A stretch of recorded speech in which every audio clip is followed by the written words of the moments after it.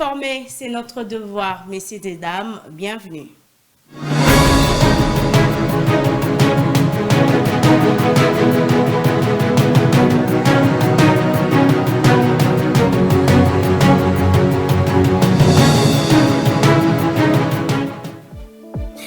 Fluidité de la circulation routière dans la province de Kinshasa. Le gouverneur Daniel Bumba a inspecté tôt ce matin les bouchages des nids de poules à l'aide d'une procédé simple et pragmatique à la place de la gare centrale sur le boulevard du 30 juin et l'instauration du son scénique dans quelques artères de la ville afin de tester l'efficacité de mesures prises pour fluidifier le trafic routière dans la capitale. Toujours difficulté éprouvée par les usagers de la route de Matadi dans la commune de Ngalema due aux embouteillages et à cette période de l'opération d'alternance à Saint-Cynique, y compris la mauvaise état de route qui les empêche d'arriver à temps à leurs occupations. Et enfin, lutte contre le banditisme urbain à Kinshasa, la police nationale congolaise a procédé ce mardi 29 octobre à la présentation des civique communément appelé Kuluna au terrain de Kalamou dans les quartiers Yolo. Les détails, c'est tout de suite.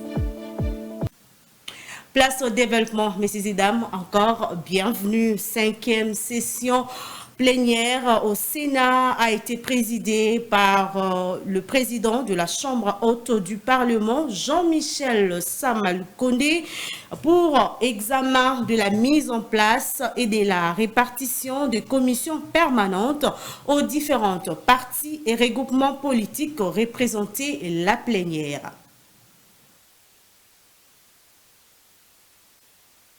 Chapitre, le vice-premier ministre, ministre de l'Intérieur et Sécurité, Jacquemin Chabani, a participé aux 2e éditions du Forum des Assises du climat des affaires à Lubumbashi du 28 au 31 octobre 2024 a donné quelques points politiques qui sont confortés par nos provinces en matière de rétrocession dans les climats des affaires. Même ici à Kasumbalesa, en ce qui concerne particulièrement le phénomène base, hein, c'est ça, non? Base, Bilanga, voilà, Bilanga. Et d'ailleurs, dans l'initiative que nous sommes en train de prendre, nous avions déjà envoyé une première mission qui malheureusement a connu des difficultés. Nous allons revenir encore et là nous allons revenir avec vous, parce que nous avons effectivement identifié que les leaders locaux sont aussi pleinement concernés par ce type de problématique. Ça, c'est pour ici au Haut-Katanga. Nous avons ce type de difficultés aussi avec des pléthores de services étatiques et des fois non étatiques. Il y a aussi la difficulté des barrières intempestives et nous avons déjà pris plusieurs instructions. Là, je regarde nos gouverneurs de province dans les yeux parce que certains ont déjà répondu, d'autres non. Ces difficultés sont des fois dues à certaines initiatives sécuritaires prises par les services ou par le gouvernement, des initiatives sécuritaires utiles, mais qui, malheureusement, sur le volet économique, posent des problèmes. Et nous avons été instruits par le président de la République dans son initiative à préserver le pouvoir d'achat de nos populations, à veiller et à revenir sur toutes ces questions pour voir comment prendre des décisions pour nous éviter toutes ces tracasseries-là. Donc, je peux vous rassurer déjà ici que vos préoccupations sont prises en compte. Alors, monsieur le divisionnaire Bavon a fait allusion aux difficultés de transport. Lorsque vous analysez bien le programme d'action de notre gouvernement et la vision du chef de l'État qui sont traduites à travers les différents piliers, les 6 piliers, il y a un pilier qui est focalisé pleinement sur la connectivité des provinces et des villes. C'est pour vous dire que mes collègues, le ministre de l'ITPR et le ministre du Développement rural sont pleinement engagés sur la mise en place d'une politique qui va permettre ou qui permettra à ce que nos villes, nos territoires, nos secteurs soient mieux connectés. Dans un autre chapitre, le directeur de cabinet du chef de l'État, Anthony Kizo, a présidé une réunion sur la question de désengagement de la RDC en matière de droits humains à laquelle les différentes ministres concernés ont pris part à cet entretien tenu au Palais de la Nation sur instruction du président de la République, Félix-Antoine Tshisekedi. Suivez.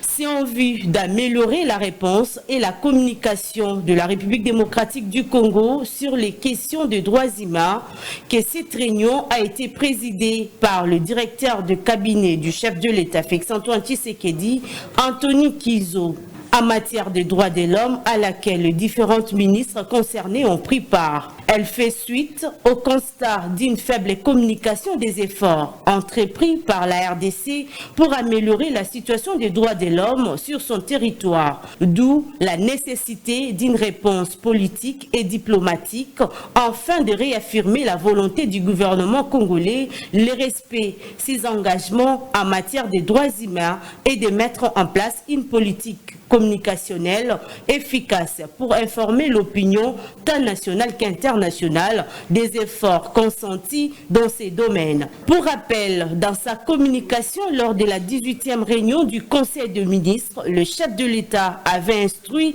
la mise en place d'une task force sous son autorité pour assurer un suivi rigoureux et continu des engagements de la RDC en matière de droits humains et de justice traditionnelle.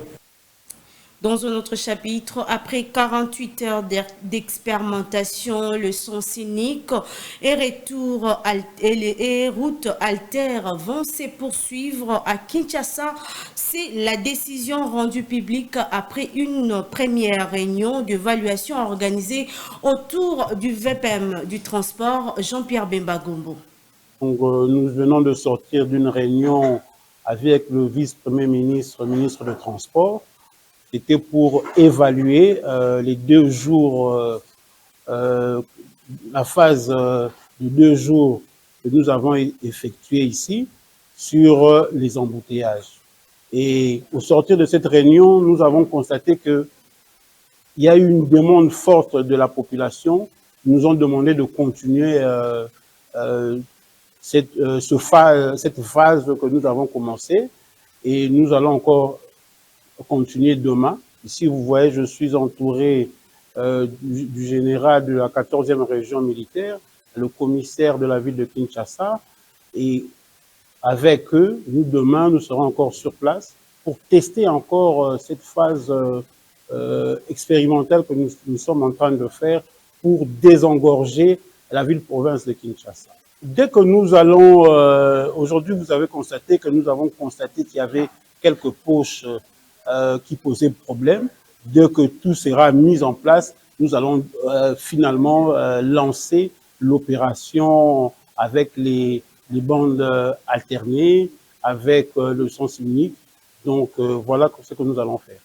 Nous avons pris des mesures, donc les gens de Kin-Ouest vont voir toutes les mesures que nous avons prises dès demain et nous vous annonçons que à partir de jeudi, Kingabo à partir de Baramoto de 5h à 10h sera à sens unique, de 15h à 21h en allant de la gare centrale jusqu'au Baramoto aussi sera à sens unique. Là, nous sortons d'une grande réunion d'évaluation de tout ce qu'il y a eu comme travail d'expérimentation sur les sens alternés des sens uniques. Nous disons maintenant que c'est la population congolaise qui est en train de nous dire qu'il faudra continuer avec.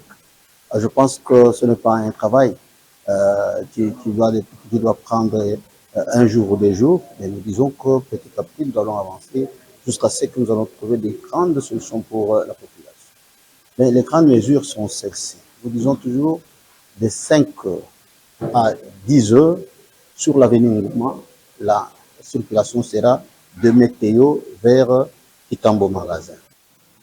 Je l'ai annoncé en titre, les usagers de la route des Matadi dans la commune d'Engalema éprouvent des difficultés pour évacuer à leurs occupations période de l'opération d'alternance à sens unique, y compris la mauvaise état des routes à la base des embouteillages dans cette partie de la capitale. Suivez. Malgré les mesures prises à titre expérimental et des simulations pour fluidifier le trafic routier dans la capitale congolaise par la Commission nationale de prévention routière et la police nationale congolaise sur instruction du VPM de transport et voies de communication, l'opération d'alternance à sens unique des circulations routières aux heures de pointe dans la ville de Kinshasa reste inefficace. Ici, sur les avenues Ngouma et route de Matadi, le constat reste amer et la circulation perturbée aux heures de pointe, comme dans les avant-midi, soit de 7h30 à 11h. Les usagers de ces routes peinent à vaguer à leurs occupations durant cette phase expérimentale de l'opération d'alternance à sens unique, initiée par le ministère des Transports et Voies de Communication, y compris la mauvaise état des routes à la base des embouteillages monstres. Notons que cette opération à sens unique aux heures de pointe a été lancée sur instruction du VPM de transport et voies de communication Jean-Pierre Bemba Gombo. Toujours dans ce même chapitre, le gouverneur de la ville, Daniel Bumba, a procédé ce mardi 29 octobre une inspection opinieux des acteurs de la capitale congolaise, à savoir Kitambo Magasin et Gare Centrale, pour inspecter, afin de s'assurer sur l'application des mesures expérimentales de régularisation du trafic routier. À Kinshasa, pour améliorer la circulation, le gouverneur de la ville, Daniel Bumba, a supervisé ce mardi 29 octobre 2024, à partir de 2h du matin, les bouchages des nids de poules au boulevard du 30 juin. En parallèle, de mesures d'alternance de voies et d'élargissement sur l'avenue Ngouma sont mises en place pour fluidifier les trafics en attendant la réhabilitation de routes. Les patrons de la ville, province de Kinshasa, Daniel Bumba, a effectué une descente, toujours ce mardi, dans les rues de la capitale pour s'assurer personnellement du respect des nouvelles mesures pour fluidifier le trafic routier. En titre expérimental et des simulations seront appliquées. Le gros problème est dans la discipline. Les gens sont disciplinés, on ira plus. Cette méthode d'ajouter le monde de tiers permet qu'il y ait plus de fluidité. Accompagné d'une présence policière et militaire, pour faire observer la discipline, je pense que c'est fluide. On va encore renforcer, optimiser quelques poches on observe quand même de tension, mais sinon ça va. Il s'y est dénoté que le mesure concrète est très court terme pour soulager les Quinois du fléau bouchon en attendant la construction et la réhabilitation des sautes soumises et des études des procédures de passation de marché.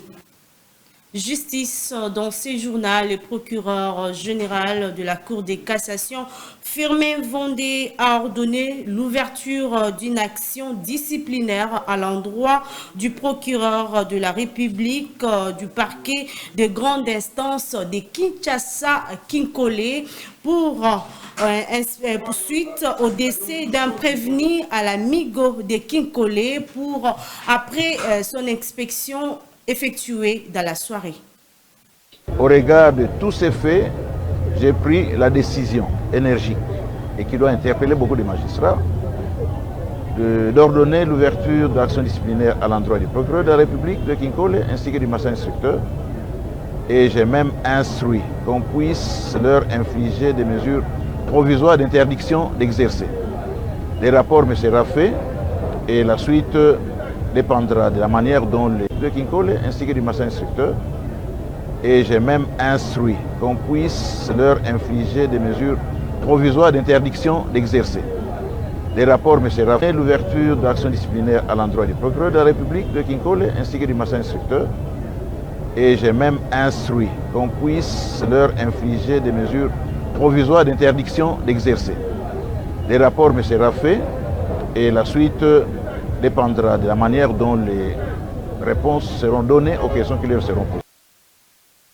Contre le banditisme urbain à Kinshasa, la police nationale congolaise a procédé ce mardi 29 octobre à la présentation des inciviques au terrain des Kalamou dans le quartier Yolo. Suivez.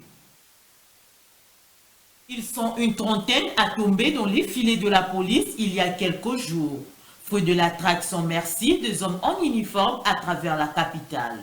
C'est mardi. C'était le jour de la présentation devant la presse et la population au terrain Incankar dans la commune de Kalamou. Le thème du jour se présente de la manière suivante. A, comme 1, prière. B, prise de la parole par le commandant district de la Founa.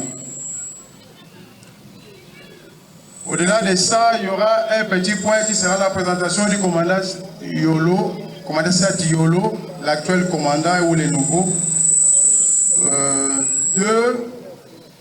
Parmi les sous-petits points, il y aura la présentation des inciviques par les commandants commissariat tel que stipule par notre règlement militaire. Ils ont été appréhendés les uns dans la commune de Selembaou, Bumbu, Makala et Kassaboubou. Ces jeunes se sont illustrés dans l'insécurité dans cette partie de la ville avec les armes blanches.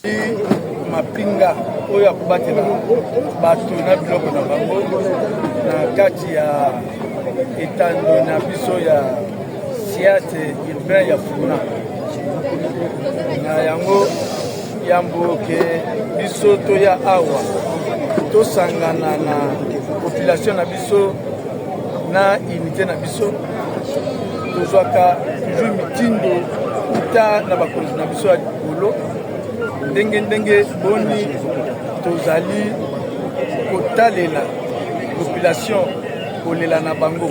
Parmi eux, il y a d'autres qui énervent encore plus et poussent à interpeller la police et les autorités du pays. C'est le cas des récidivistes et d'autres qui ont fui Kanyama Kasese.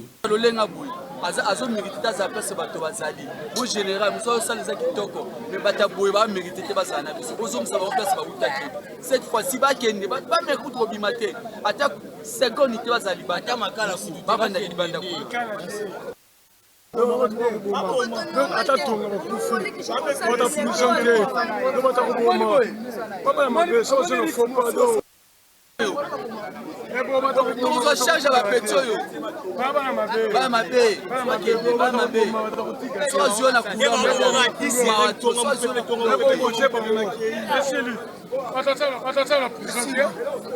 Aujourd'hui, malgré toutes les mesures prises pour éradiquer les phénomènes Kuluna, ces bandits urbains continuent à faire la loi dans beaucoup des quartiers de la capitale. Kanyama Kasese ne semble pas le persuader, d'où une autre stratégie serait la bienvenue.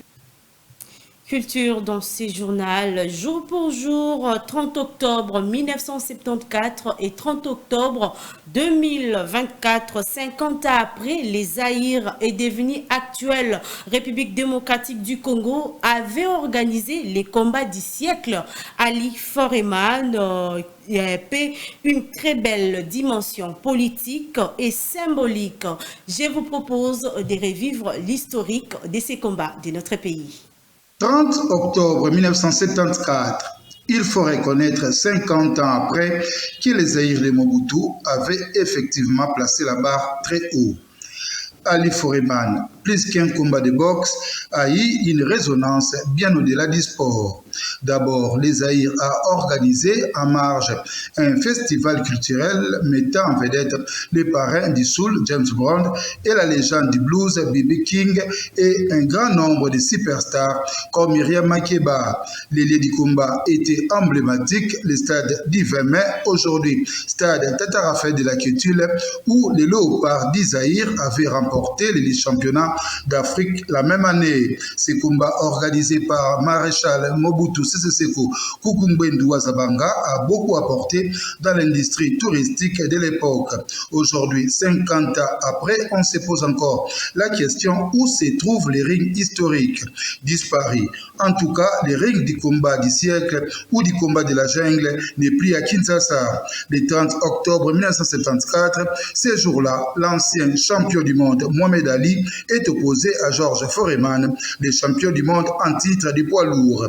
8e ronde, Mohamed Ali envoie les tenants du titre au tapis. KO à la 8e ronde, les Kinois jubilent Ali Boumye pour dire Ali Bomaye. C'est public kinois qui a déboursé 125 000 zaïrs, soit $250 américains pour assister à ces combats autour des rings. 50 ans après, sommes-nous encore capables de réussir une telle organisation? La question reste posée. Ce journal touche à sa fin avec le rythme de la célébration des 50e anniversaire du combat du siècle de Ali Foreman, organisé en l'ancien Zaïre, actuellement République démocratique du Congo. Déjà, bonne fête, c'est 30 octobre.